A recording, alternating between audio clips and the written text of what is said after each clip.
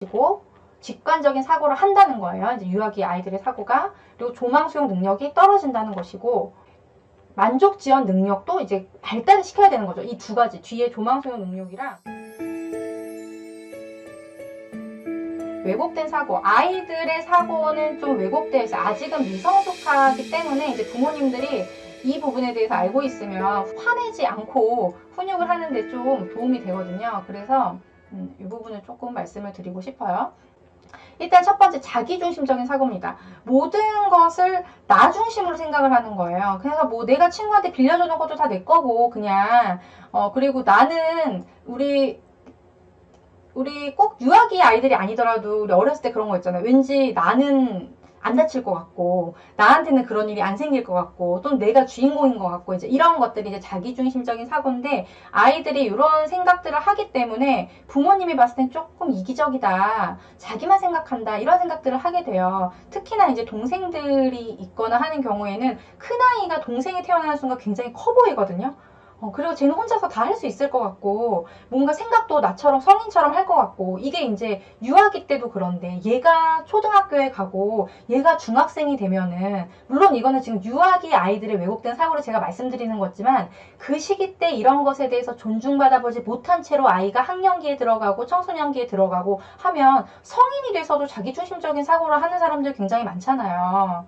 네, 그게 아이가 몸만 컸지 그 시기 때 부모님한테 공감받아보지 못했으면 그 유아기적 사고에 머물러 있다는 겁니다. 예, 그래서 이 시기에 아이들이 다 자기중심적으로 아이들이 생각을 하는구나 라는 걸 우리가 이해하는 게 필요하고 또 이것과 이제 짝꿍이 뭐냐면 또 이제 조망수용 능력이라고 해요. 조망수용 능력은 반대로 타인의 입장에서 판단하고 추론해서 행동하는 거. 이 조망수용 능력이 어떨까요? 낮겠죠. 대표적으로 저희가 학교에서 예시로 나오는 게 뭐냐면 아이들이 엄마의 생일 선물을 준비할 때 엄마가 좋아하는 걸 사줘야 되잖아요. 뭐 립스틱을 사준다든지 엄마가 좋아하는 내가 춤을 춰준다든지 이런 걸 해야 되는데 조망수용 능력이 떨어지면 어떻게 상대방의 입장에서 생각을 못하기 때문에 엄마의 선물로 로봇을 산다든지 내가 아프면 상대방도 아플 것이다. 내가 아야 하고 울고 있는데 우리 엄마가 몰라. 왜? 나처럼 알아야 되는데 왜 모르는 거야? 이해를 못한다는 거죠. 이런 것들이 이제 조망수용 능력 됐고 그 다음에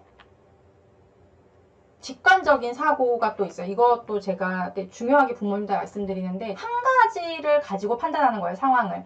예를 들어 엄마 아빠가 싸운다 그러면 논리적인 사고는 어때요? 엄마 아빠가 어저께 늦게 들어와서 엄마가 화가 나서 지금 싸우고 있구나 라고 생각을 해야 되는데 그럼 내가 그림을 그리고 있었는데 엄마 아빠가 싸우면 내가 그림 그리는 게 엄마 아빠는 싫은가? 이제 이런 식으로 말도 안 되는 것을 원인으로 생각할 수 있다는 거예요.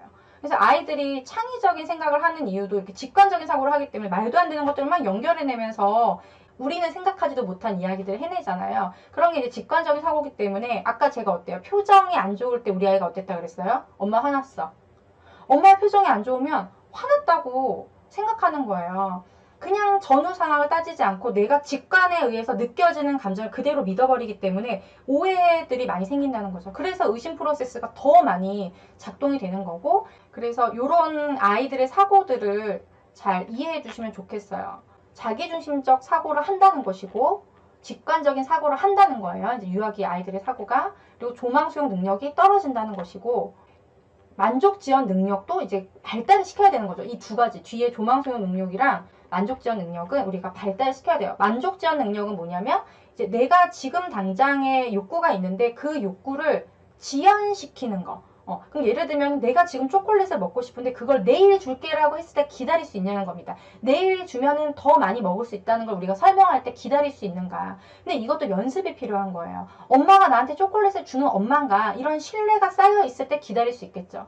그리고 내가 기다리지 않아도 잠깐만 여기 앉아있어봐 했을 때 그 초콜릿을 갖다 준 경험이 있어야 또는 내가 실제로 기다렸을 때 다음 날이 됐을 때 엄마가 더 많은 초콜릿을 갖다 주면서 어저께 기다려가지고 엄마가 주문해서 이렇게 도착했어. 이런 것들 만족을 지연했을 때 실질적으로 그걸 얻어본 경험이 있는가 이제 이런 것들을 통해서 발달이 되는 거죠. 그런데 우리가 그렇게 아이가 원하는 욕구에 대해서 그 만족감을 느끼는 것에 대해서 지연만 시키려고 하고 욕구를 충족시켜준 경험이 없다면 그리고 아이의 연령이 더 어리면 어릴수록 이런 것들은 힘든 겁니다.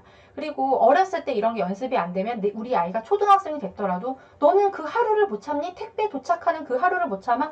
연령만 들이대면서 너는 왜 이걸 못하니? 기다리지 못하니? 참을성이 없니? 이제 이런 식으로 하면은 이게 엄마는 나를 미워하는구나. 내가 뭐만 해도 엄마 마음에 안 드는구나. 이제 이런 식으로 계속 오해가 쌓이게 되는 거죠. 뭐 만족지원 능력 같은 경우에는 연구들을 보면 학령기 아이들 학습하고도 관련돼서 이제 많이 나오기 때문에 딱 유아기의 특징이라고 볼 수는 없겠지만 유아기 때부터 연습을 해야 되는 부분이다라는 걸 말씀드리고 싶고, 또 우리 부모님들이 공부를 하다 보면 학습과 관련된 부분에 있어서 뭐 만족지원 능력이 높은 아이들이 학습 능력이 좋더라, 정서 조절 능력이 뭐 좋은 아이들이 학습을 잘하더라, 이제 이런 것들이 딱 꽂히잖아요. 그러면 그것이 모든 것을 결정하는 것처럼 느껴져요. 뭐 애착도 마찬가지고. 근데 우리 그러지 말자는 거예요. 앞으로 여러 가지들을 다 생각하면서 만족지원 능력이라는 것도 있고 조망 수용 능력이라는 것도 있고 애착도 있고 뭐 그런 그냥 그 중에 하나라는 겁니다. 이런 것들이 갖춰지면서 이제 우리가 원하는 방향으로 우리 아이가 행복하게 자라는 방향으로 나아가는 거고, 진짜가 있어요. 진짜 중요해요. 하나하나는 별로 안 중요한데 그게 뭐냐, 그거를 이제 좀 말씀드릴 건데요.